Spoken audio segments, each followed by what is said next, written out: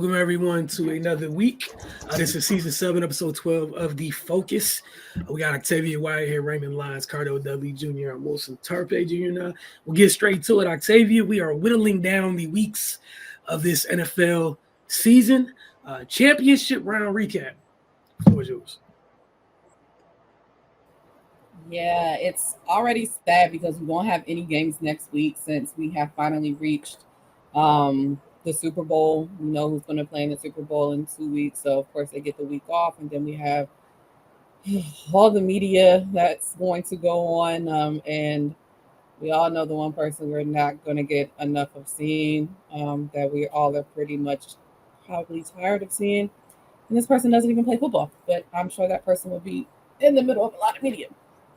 But we'll start with the first game that happened on this past Sunday with the AFC side. The Kansas City Chiefs played the Baltimore Ravens, and the Kansas City Chiefs are going back to the Super Bowl. They defeated the Ravens 17-10. Patrick Mahomes 30 up and 39, 241 yards, 1 touchdown, 6 carries, 15 yards, and was sacked twice. Isaiah Pacheco had 24 carries for 68 yards and 1 touchdown and 4 receptions for 14 yards. And my man Travis Kelce, 11 receptions, 116 yards, and 1 touchdown. The other side, Lamar Jackson was 20 of 37, 272 yards, 1 touchdown, 1 interception. I think it was 2 interceptions, excuse me. 8 carries for 54 yards and 1 fumble loss. So, 1 interception, 1 fumble loss. And sacked 4 times. Gus Edwards had 3 carries for 20 yards, 1 reception for 16 yards. And Zay Flowers had 5 receptions for 115 yards, 1 touchdown, 1 fumble loss, as you see in this picture. And that kind of sums up a lot for the Baltimore Ravens in their game. They had a lot of miscues at inopportune times, this being one of it. The play before this, he caught, I believe, a 54-yard pass to put them in the range of 4 scoring this touchdown. He then was called for a taunting penalty. Feel how you want to feel about the taunting penalty, but I think they have been pretty steadfast in saying you can't stand over somebody and then spin the ball in their face. No fun league, whatever you want to call it, but that is definitely something that they have pretty much enforced for a while now. So that set them back 15 yards. And then next play, he got close to it and fumbled the ball. And it just really kind of spiraled from there. Honestly, the Kansas City Chiefs pretty much did what they wanted to do a little bit in the first half. I think the Baltimore defense definitely clamped down a little bit more towards the end of the first half, and then of course in the second half.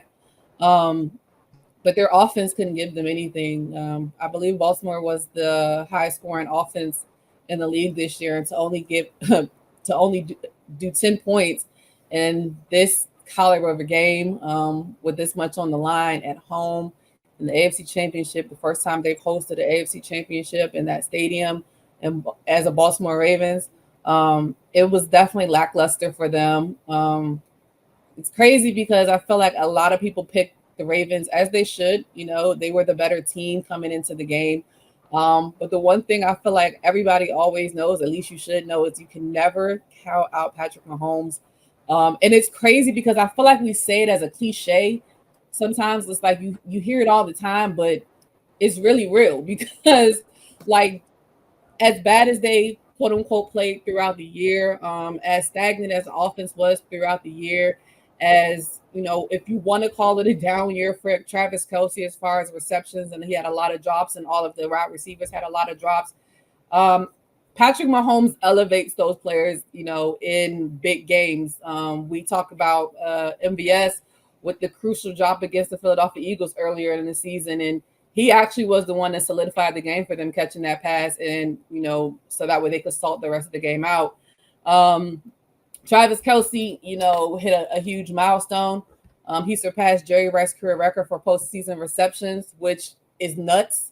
It's nuts, but then it's not nuts when you know that Patrick Mahomes throws the ball to Travis Kelce a lot. But still, it's still nuts. Anytime you pass Jerry Rice in anything, you're definitely one of the best to ever do it. It was the Chiefs' day. I feel for Lamar Jackson. I feel for Zay Flowers, as a rookie. I think he's still a rookie. My brain.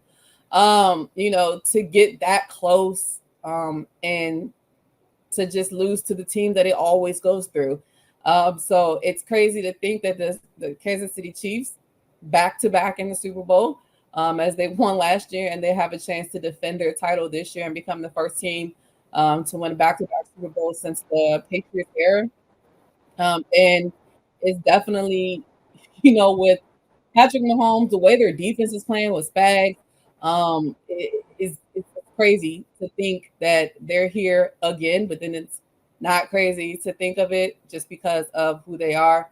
Um, Lamar Jackson, he definitely had a highlight in this game. I think he's the first ever quarterback to catch his own pass, which was crazy, and ran for the first down 13-yard reception.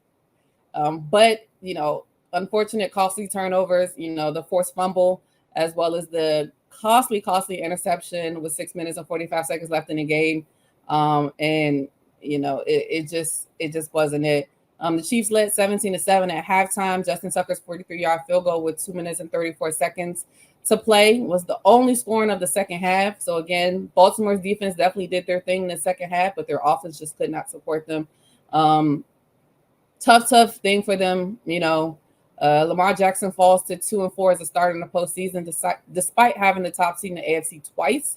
But we still believe he's going to be, the MVP of the year, but I'm sure he would trade that to be the MVP of the Super Bowl in a heartbeat. So it sucks for them that they have to kind of go back and redo this all over again next year. When you know how quick things can change, when you have the perfect opportunity to get to the place you're trying to get to and you're just not able to punch that ticket, it's definitely devastating for them. As well as the Chiefs played, especially on offense and on defense.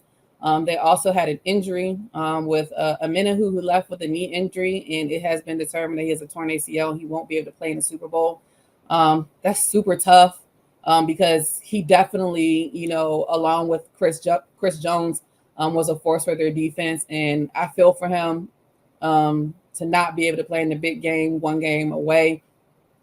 Definitely sucks for him, but I'm sure he'll be rooting his teammates on as they go back again to the Super Bowl, and they will be playing from the NFC. We had the Detroit Lions versus the San Francisco 49ers, and the San Francisco 49ers will be going back to the Super Bowl. They defeated the Detroit Lions 34-31. Jared Goff was 25 of 41, 273 yards, 1 touchdown, and he was sacked twice. David Montgomery had 15 carries for 93 yards, 1 touchdown, and 2 receptions for 20 yards. Jahmyr Gibbs had 12 carries for 45 yards and 1 touchdown, 3 receptions for 11 yards. And Jamison Williams had 2 receptions for 25 yards, 1 touchdown, and 1 carry for a crazy 42-yard rushing touchdown. On the other side, Brock Purdy was 20 of 31, 267 yards, 1 touchdown, 1 interception, and 5 carries for 48 yards. He was sacked twice.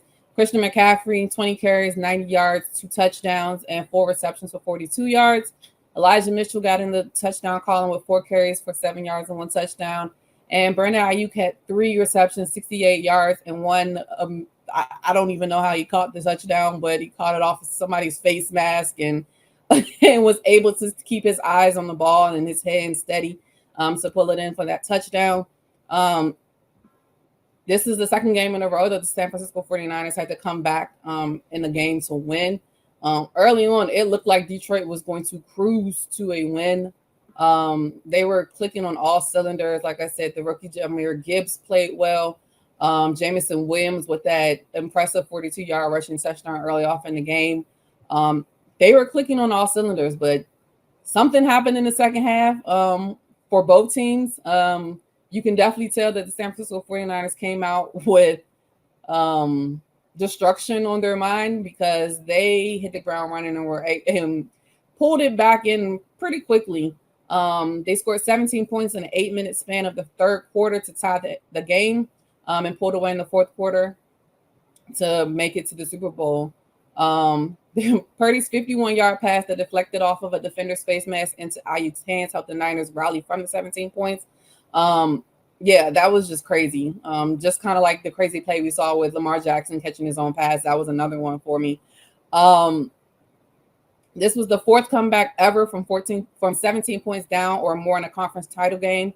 And a lot of people still have a lot to say about Brock Purdy, good or bad, whichever side you're on. But he has not been able to mount 2 back-to-back comeback games, and that's the type of skin in the game that you need in order to pull it out in a Super Bowl as well. What a crazy Cinderella story for him to go from literally being the last pick to now 2 to 3 years later in the Super Bowl. I don't think anybody saw that coming. I don't think he probably saw it coming just because you got to be your own biggest fan.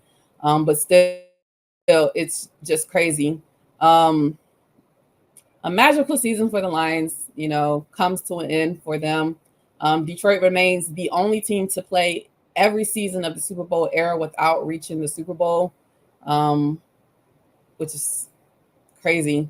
Definitely thought that this would be the season after they won back-to-back playoff games after winning just one in the previous 56 seasons. But after holding a 24-7 lead, after the first half, they kind of collapsed in the second half. A lot of talk now is with Dan Campbell and his decisions to go for it on 2 different 4th downs, and they were unable to come away with getting the first down in those. One of them, it's kind of like you live by, what you always do. This was always the type of coach Dan Campbell has been throughout his tenure there, so it didn't surprise me that he did it. But I just think with the magnitude of the game, you take the points, especially in the second half when it doesn't seem like you guys are really scoring too many of them, and San Francisco is scoring them quicker than you are. I would have liked to see them take the 3 points, but I understand, you're trying to put your foot on their neck and try to make a point and really try to get yourself, into a good position where you feel a little bit more comfortable as the game goes on. I think he's already come out and stated that, he kind of, hindsight's 2020. Of course, you wish you could change some things now that you see the outcome of it.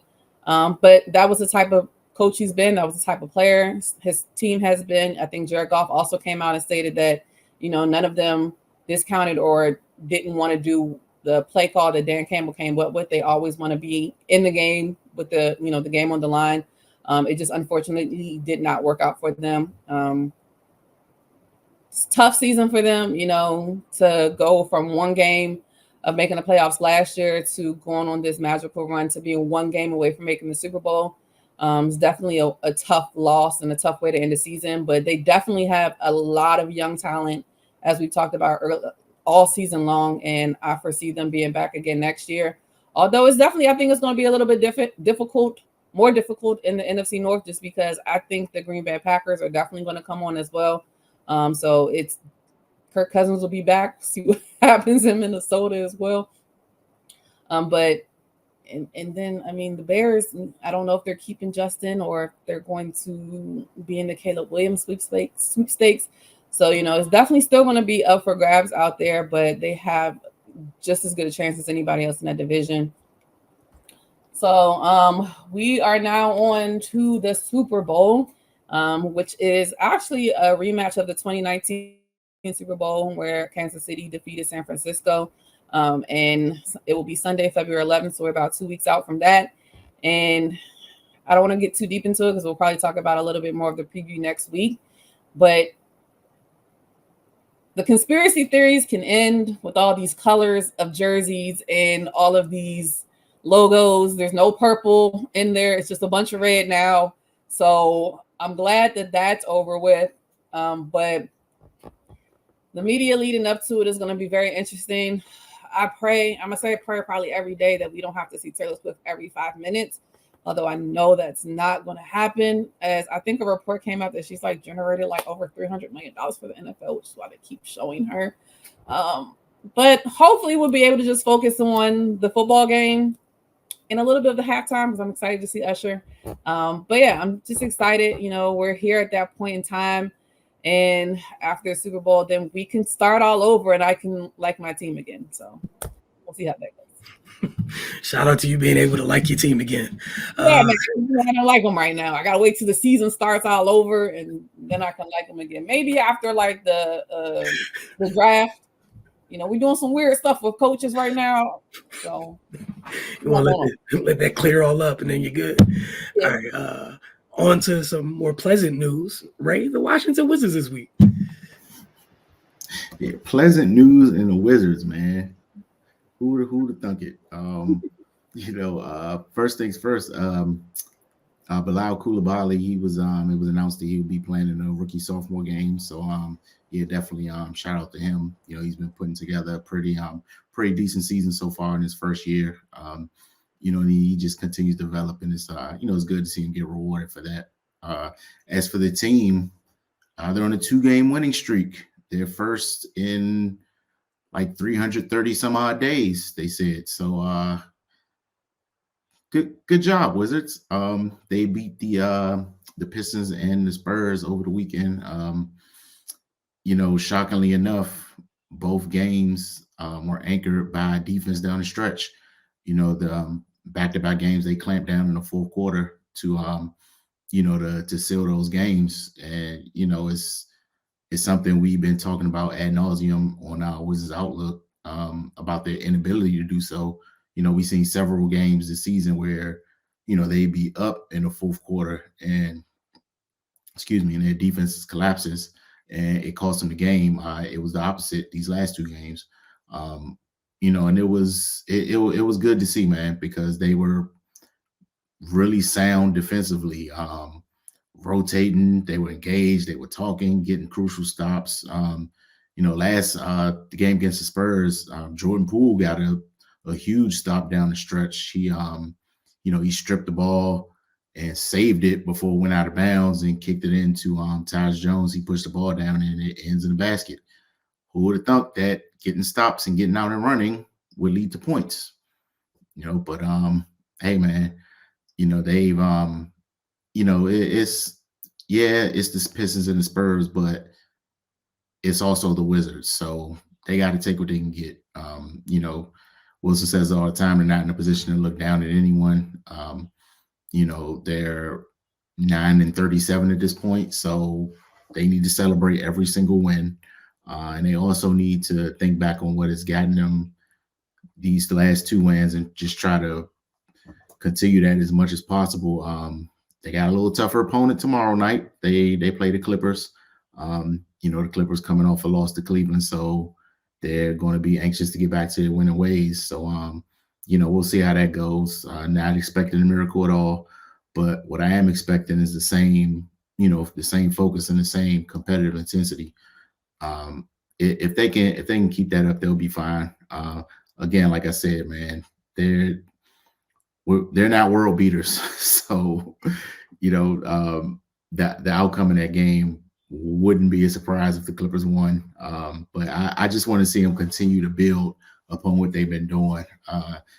They've added Bagley, had a coaching change, and, things seem to be going in a positive direction for the moment. So, we're just going to keep living in that positivity until they give us a reason not to. So yeah, man, just looking forward to see how they can continue to, keep this momentum going. All right, moving on from the Wizards, we're going to take our first break. When we get back, slide into college basketball segment. You're watching the Focus TV. We will return shortly.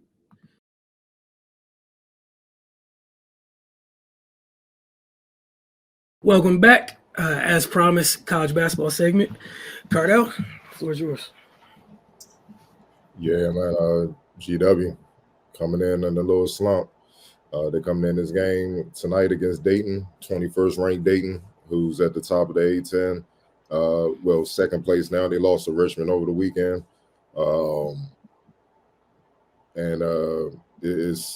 It's a big difference. It's a big difference between the two right now. GW's trailing Dayton currently 56-39. The half-court defense, which leads Dayton, that Dayton is known for,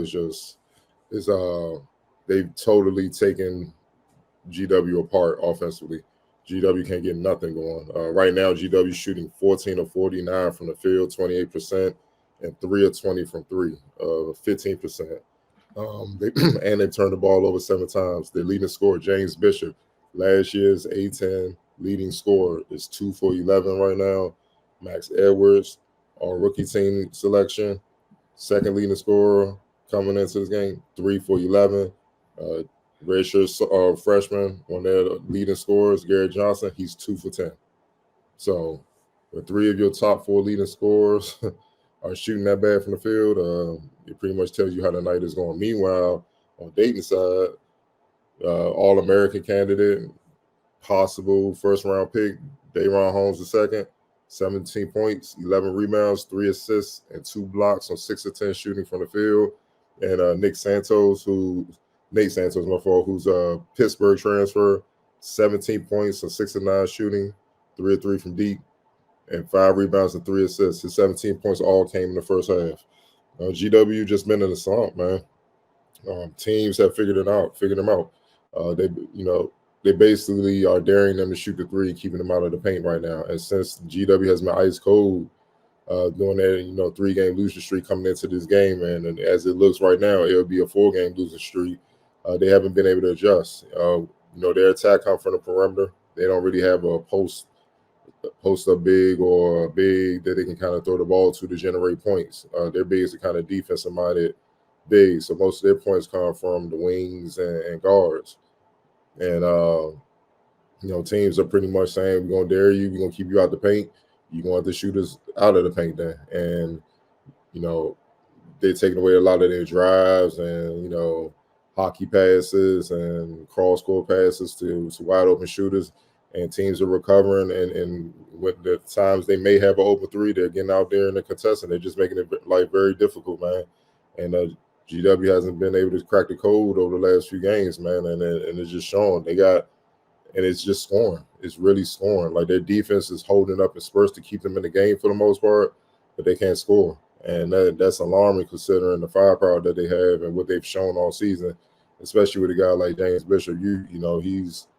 He's been out of, but really the guy that's been out of is Max Edwards. He's shot like 30% over the last 3 games, and right now he's under that. He's 3 for 11 right now in the current game against Dayton.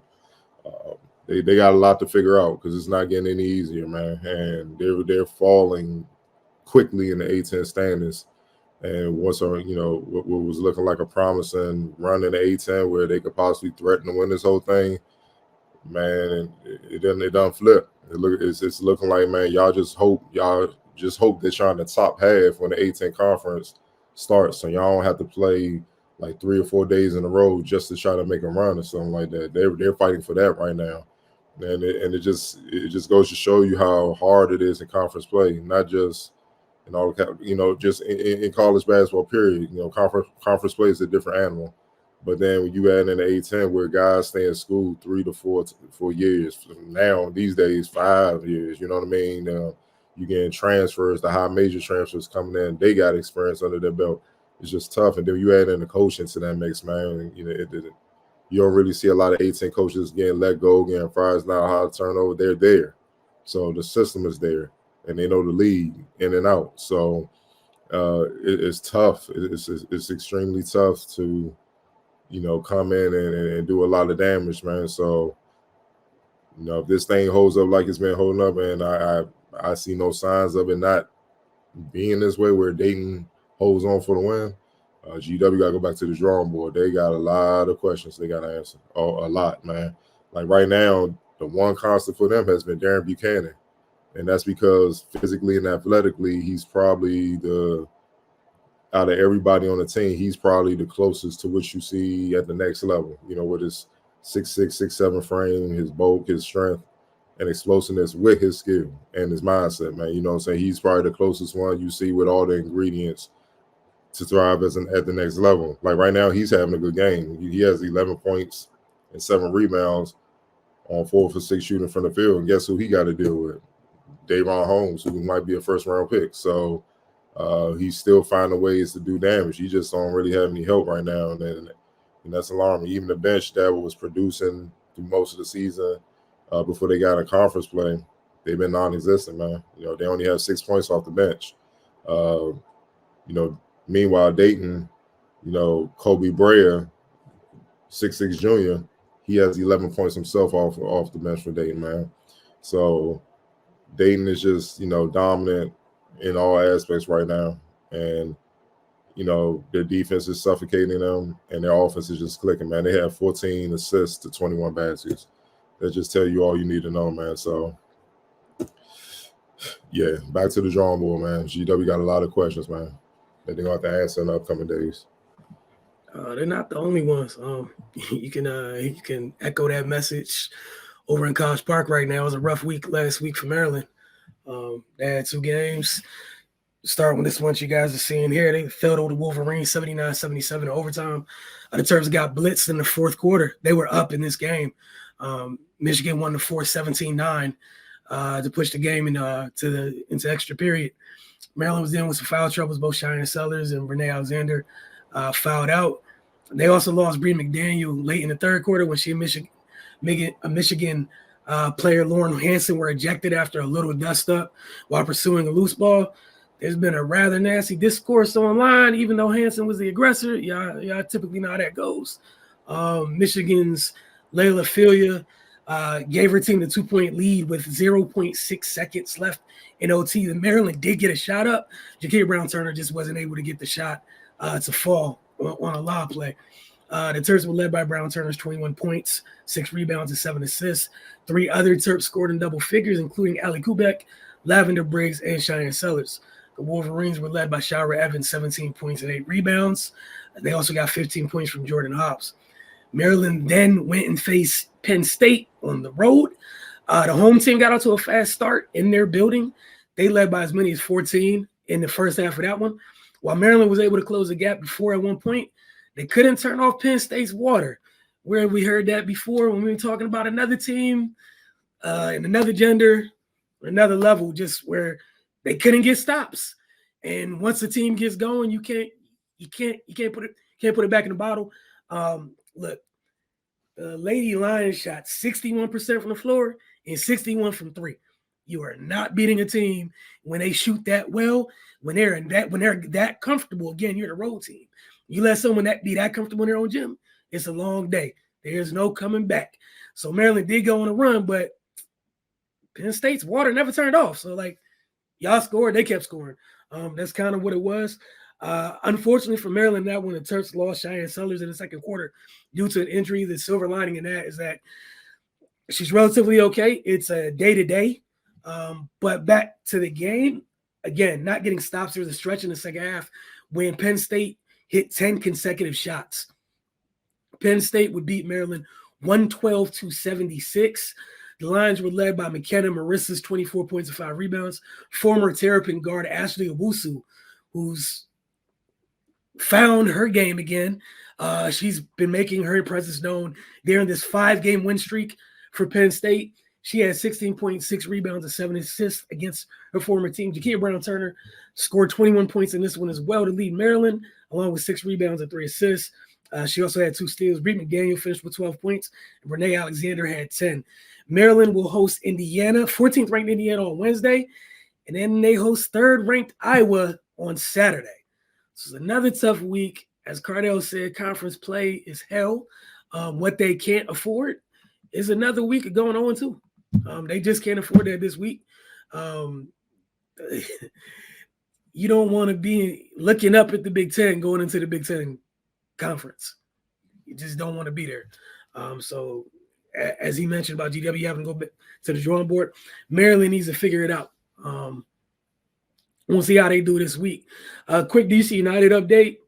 One of these two things preceded the other, so I guess I'll start with what came first. They're holding their training camp for preseason in Saudi Arabia. They land over the weekend, like Friday or whatnot. Pretty much from Coach Lassine, they're loving the top-rate facilities and whatnot. Mostly what everything's about is implementing the new system, implementing their desired style of play, and everyone getting comfortable with it. Folks ask about if they're going to add any more people to the roster. Obviously, that's something you will do if it comes up. And I'll get to that just a little bit, but mostly it's about looking at who's here, figuring out how everybody fits. And I guess the 2 staples they want to stick with is being aggressive and creative. Those are the 2 things. So we'll see how it goes. In terms of their first preseason game, they did that earlier today, or depending on the hour change, but they won their first preseason match against Sudan. They won 6-0. Goals were scored by Aaron Herrera, Christian Fletcher, Jacob Morrell, and Christian DeHome, who had 2 goals, and a trialist scored as well. As far as adding more players, right? DC United has reached a deal with Finnish international player Matti Pelota, according to Stephen Goff of the Washington Post. I'll keep you guys updated as they go through preseason. It will all be over in Saudi Arabia. When they touch down, it will literally be right before their home opener on February 24th. So keep you guys updated, but that's what's happening with the black and red as of right now. We're going to take our second break. When we get back, we're going to talk some NBA basketball as it pertains to the All-Star break, the All-Star teams. I don't think the reserves have came out. The starters have come out. Folks are already going crazy about some snubs and whatnot. But we're going to do what we do around this time every year. We're going to share our All-Star teams. And we'll see how things match up once the reserves come out. You guys will be able to compare and contrast however you want to do it. We're taking our second break. You're watching Focus.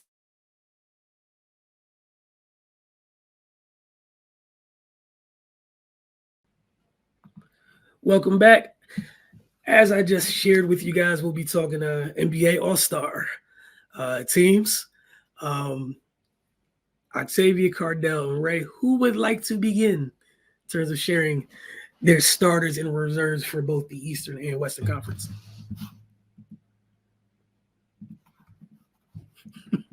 I go ahead. Let me see. So for the East, the starters, I had Joel Embiid, Jason Tatum, Giannis, Jalen Brunson, and Donovan Mitchell. For the reserves, I had Dame, Tyrese Maxey, Jaylen Brown, Bam Adebayo, Tyrese Halliburton, Paolo Banchero, and Jared Allen. And for the West, my starters were Nikola Jokic, Anthony Edwards, Shai Gilgeous-Alexander, Kevin Durant, Kawhi Leonard.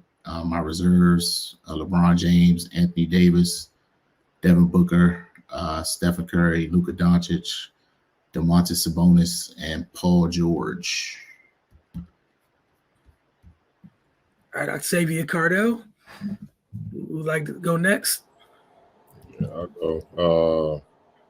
For my East starters, Jalen Brunson, Tyrese Maxey, Jason Tatum, Giannis Antetokounmpo, and Joel Embiid. For the East reserves, Tyrese Halliburton, Damian Lillard, Jaylen Brown, Paolo Banchero, Julius Randle, Donovan Mitchell, and Kristaps Porzingis.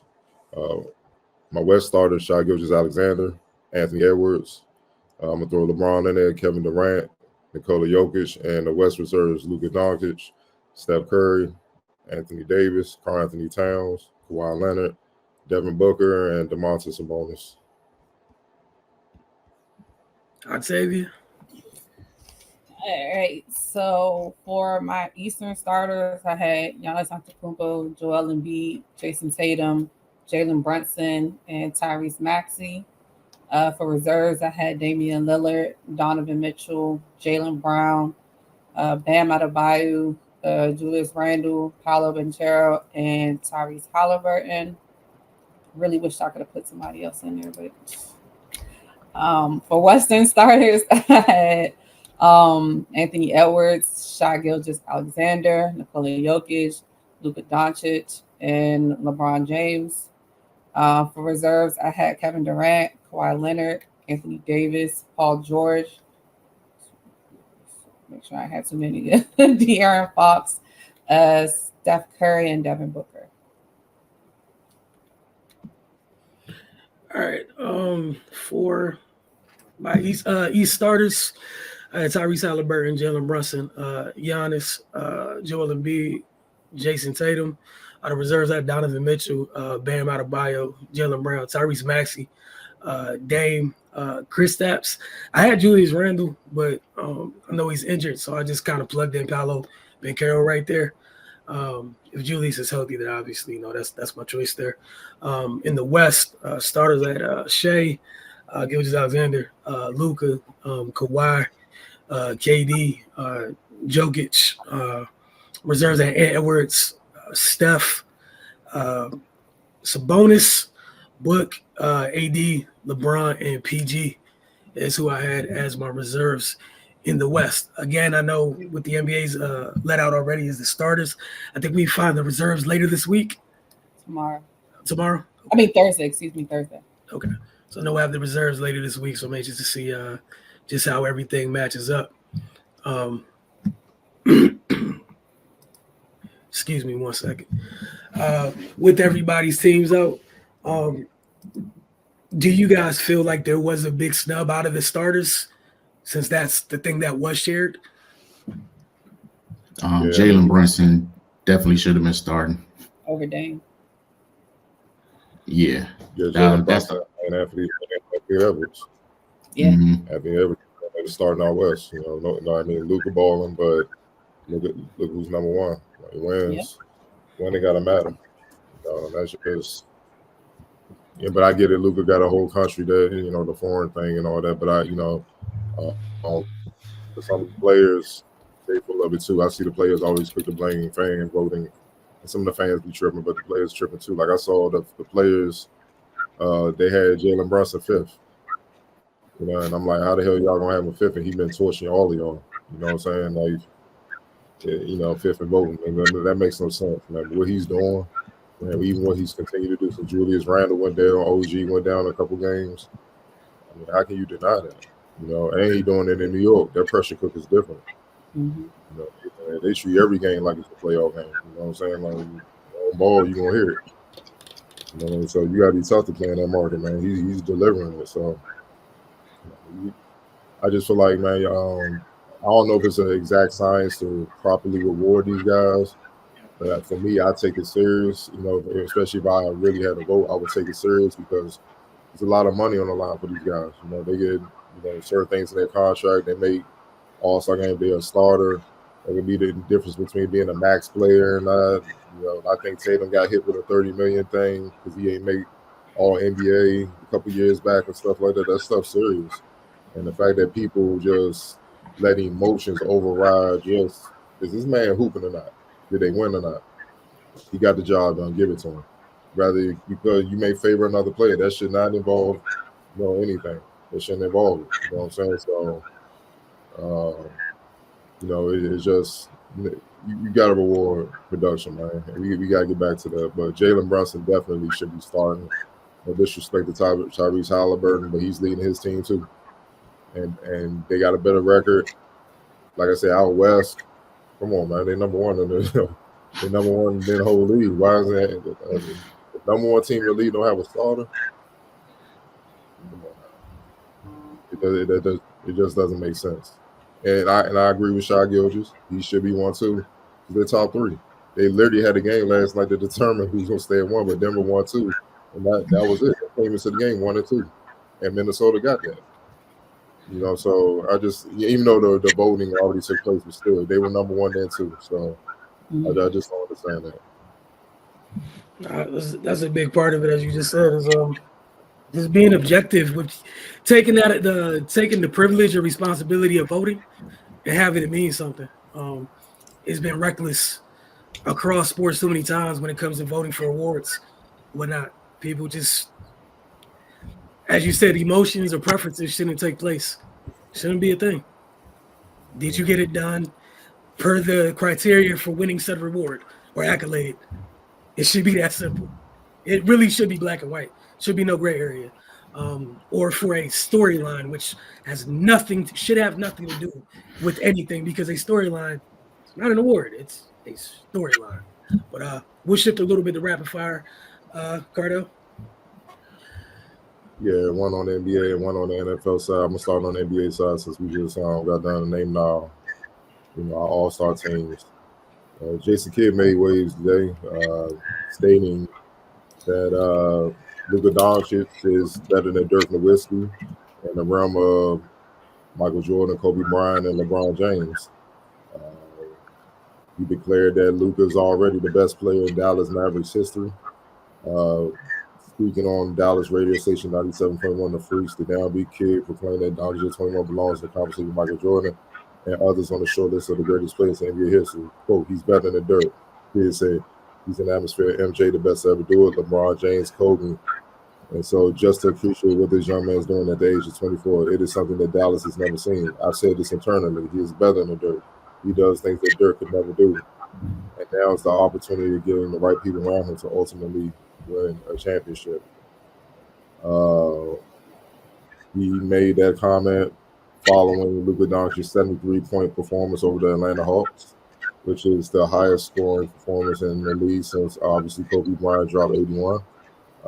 Doncic last week averaged 48.7 points, 13 assists over the 3 games, and counting for 79.7 points per game. What are your thoughts on Mr. Kid's thoughts on his superstar? We're going to start with you, Octavia. I always feel like a lot of times but people get caught up in recency bias a lot. It's happening now, he's doing all of these great things, which of course he definitely has the opportunity to be the best player in Dallas Maverick history. He ain't winning no chip. So I don't know how you could just come out your mouth and say that about one of the greats of Dirk Nowitzki. Now, yeah, Luka's great. Again, like I said, he definitely has the opportunity to bypass him. But Luka still has things he needs to work on as well, not on the offensive side, because we see he can score. He's still got a lot of work to do on the defensive side. I feel like maybe he's improved a little bit, but he still has a lot of work to do on that side. He still has a lot of work to do on his temperament in games as well, making sure that he stays focused in the games. Dirk was never like that. So there's a lot of intangible things that I think that you still have to consider when you talk about the best in franchise and things of that sort.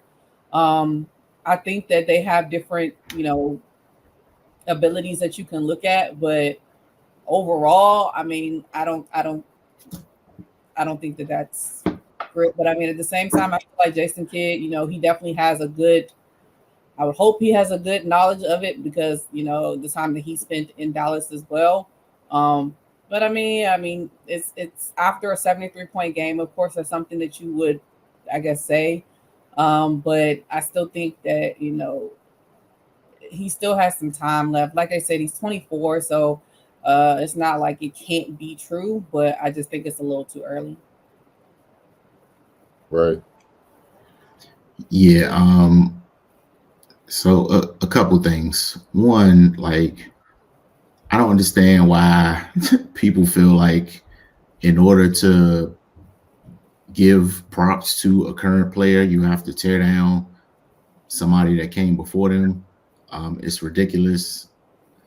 Dirk got the only hardware in their franchise history. So until you at least match that, then you're not on the same level. And then especially in the fashion that Dirk got it done.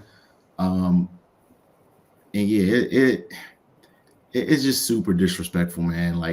What he did for that franchise, he had his peaks and valleys. You talk about when they lost as the number 1 seed in the first round. He went through a lot and put his blood, sweat, and tears into, finally bringing one home for them. So yeah, that shot was uncalled for.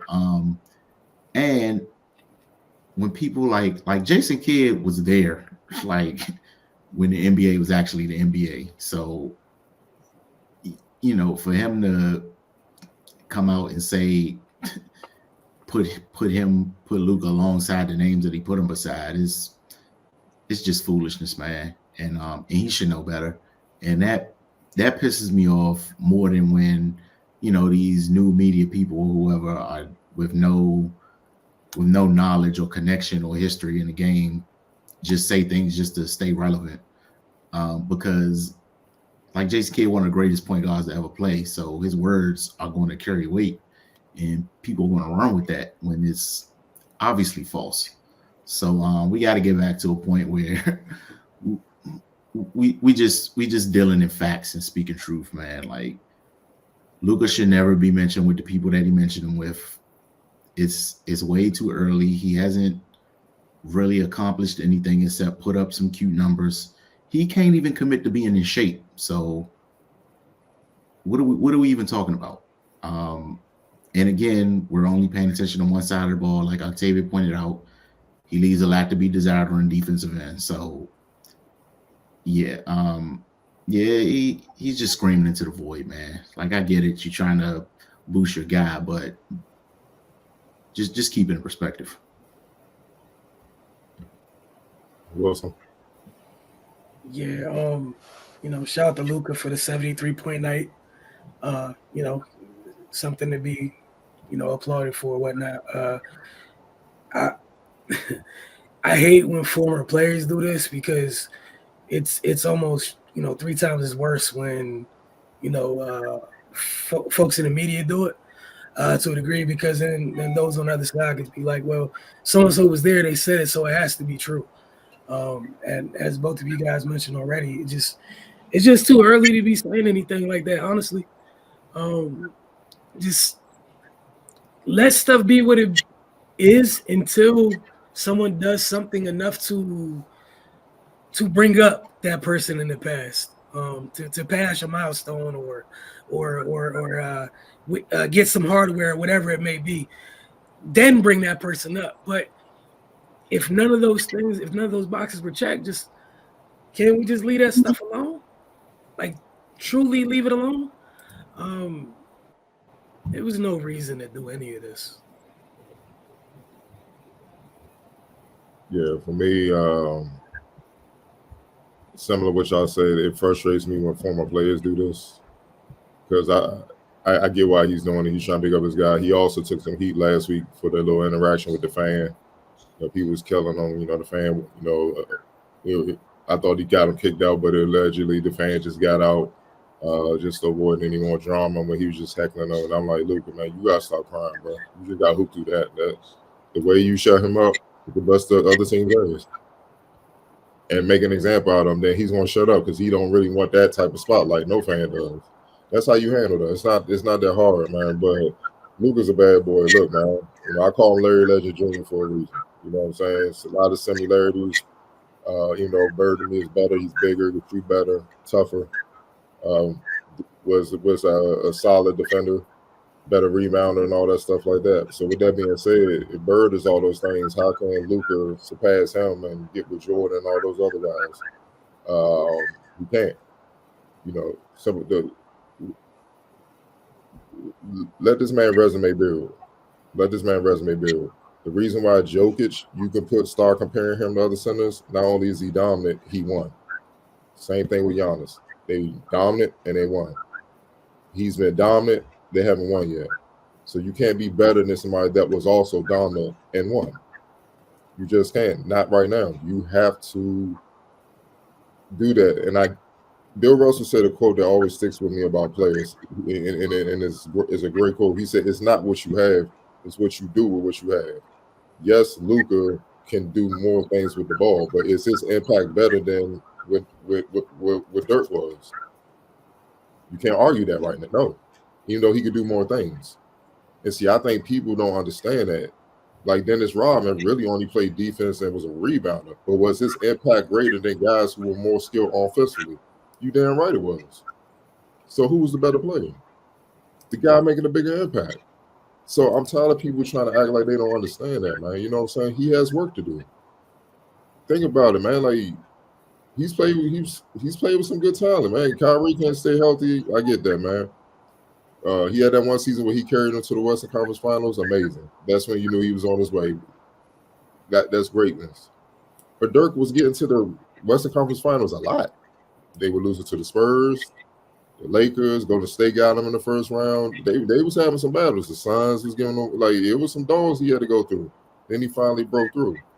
We got to learn. And Jay Kidd should know he was the point guard on that team. So we got to stop gassing certain people's resumes and stuff until they get it done. That winning thing is the ultimate deciding factor. The Hall of Fame has multiple rooms. It has 2 rooms. You have to be elite to get in the Hall of Fame. But there's another wing for champions within those all-time greats. Only a select few can walk in that room. And that's just the reality. Luka can't walk in that room right now. He's on the trajectory to definitely get in the Hall of Fame, but he can't walk in that room. So how can he be better than somebody that got the key to get in that room? He don't have it. And that's something you can only earn. So my thing with that, man, we got to stop that, especially these former players. They kill me, man. They do more damage than they realize with that shit. And I get you standing up for your guy, man. You bigging them up, but dog, you could big them up and also be real. First of all, don't even say nothing Jordan until you get multiple. I need 3 or 4. Then you might say Mike. You can't even say the full name yet. It's just like that. It's especially when you don't have any accolades on the other end of the floor. You can't even. What are we doing here? You see what I'm saying? So it's disrespectful, and it fucks up the game. Like y'all said, man, the average casual fan, Jason Kidd said he's a Hall of Fame point guard. It got to be true. Nah, they full of shit too, and we're coming to see that. Just listen to these podcasts, man. They just get on that thing, and them mics getting in they just be bent, dog. I don't know if it's the liquor, they sipping something before the show. They say some wild shit. It's like, dog. Look, I get it. We weren't in the league. We were kids and stuff like that. But damn, our eyes worked. We was watching the games. We saw what was going on. So how the hell are you going to tell us what we saw time and time again wasn't real? Come on, man. Just tell it like it is, man. Give props where it's due. Just stop this shit, man. And Tim Grover got a great quote, man. If you got to constantly try to convince people that you're that, chances are you're not that. I feel like this whole entire era is a lot of people trying to convince people that this era is something. And I'm like, if they were that, you wouldn't have to do it. You ain't have to convince us Penny Hardaway was nice or Grant Hill was nice or Shaq was dominant. We saw it. You ain't have to do too much convincing. Now it's just a lot more convincing than actually doing.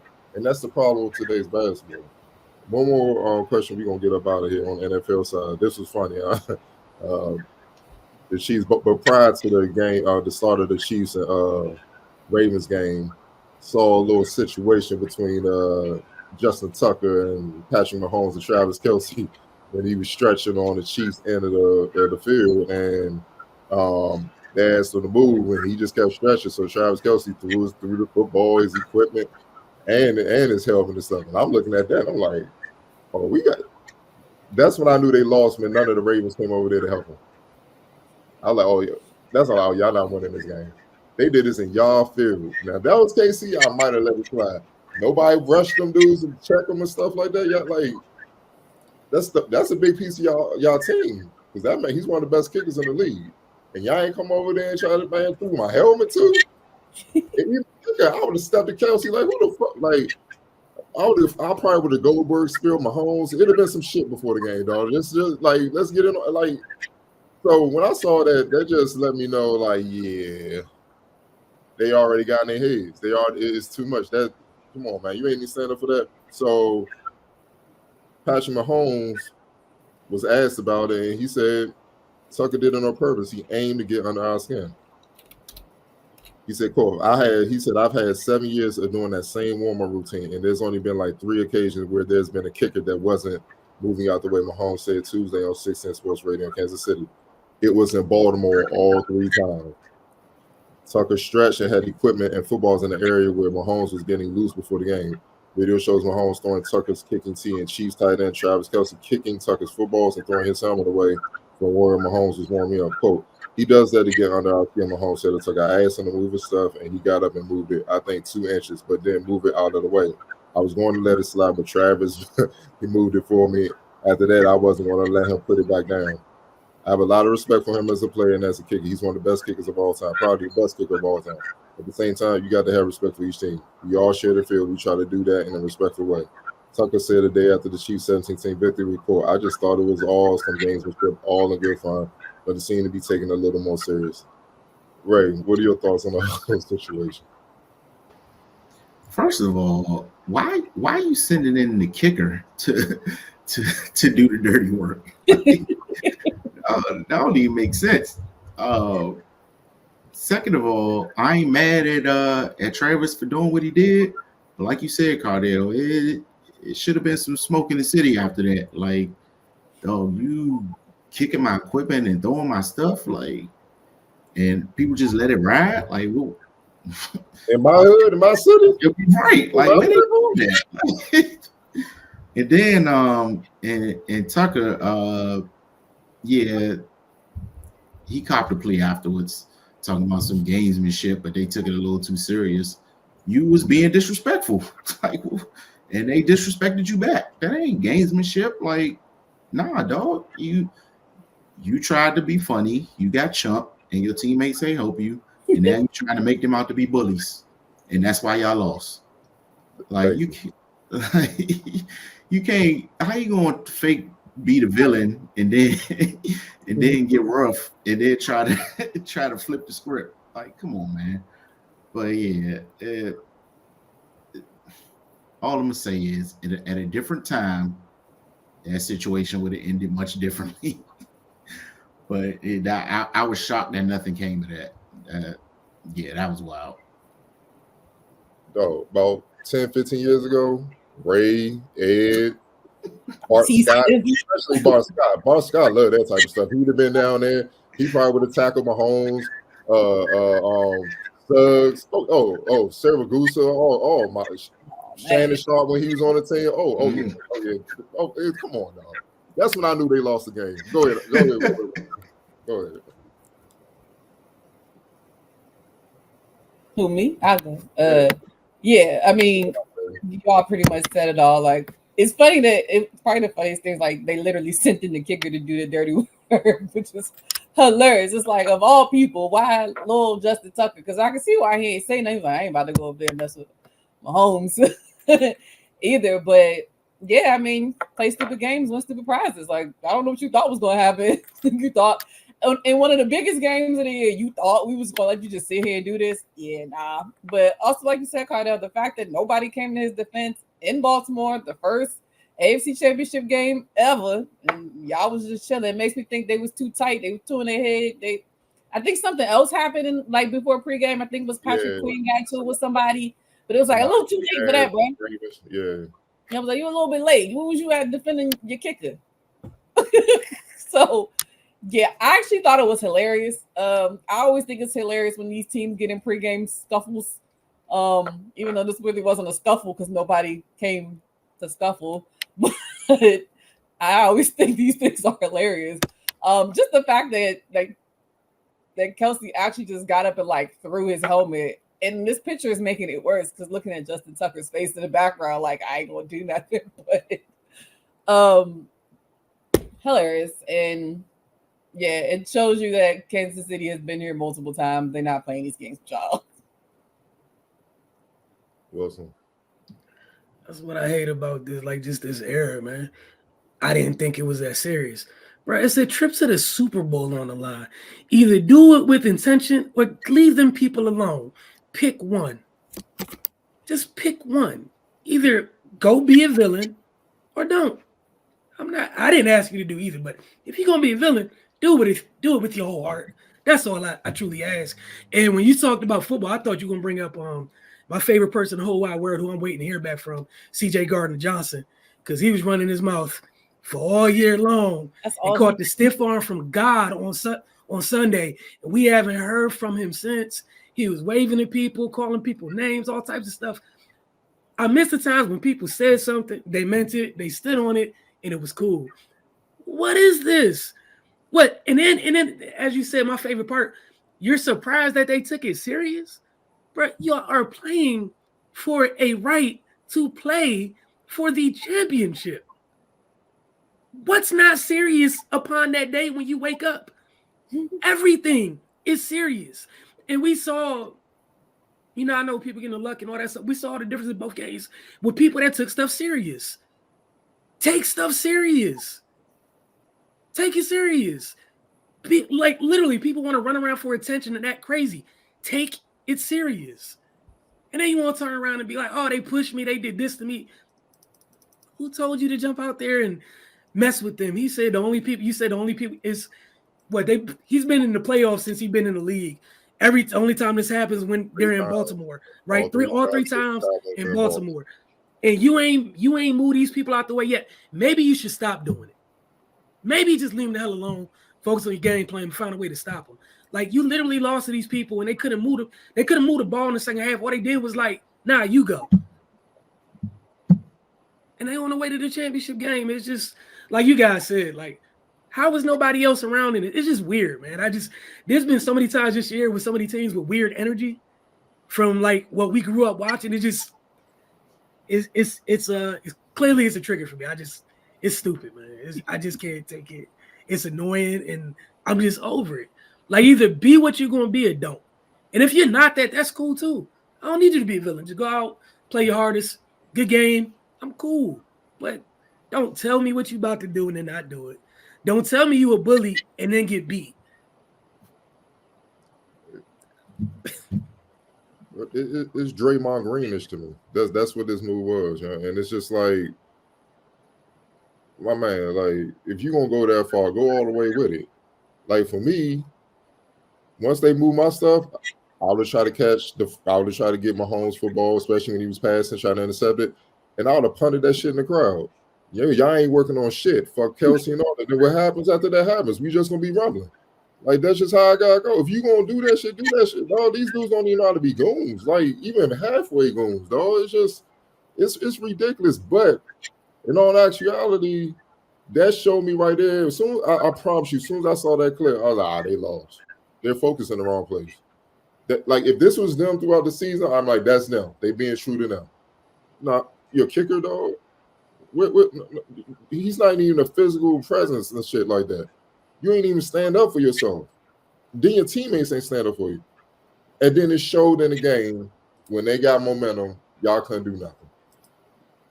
So but it's reflective of today. That's how a lot of people are. It's a bunch of, like, they were so soft they couldn't even initiate a hold me back moment. At least get in a scuffle and make the refs come break it up. But for pregame or something, y'all don't even know how to do that. Like, that was an easy one. I would have punted his shit.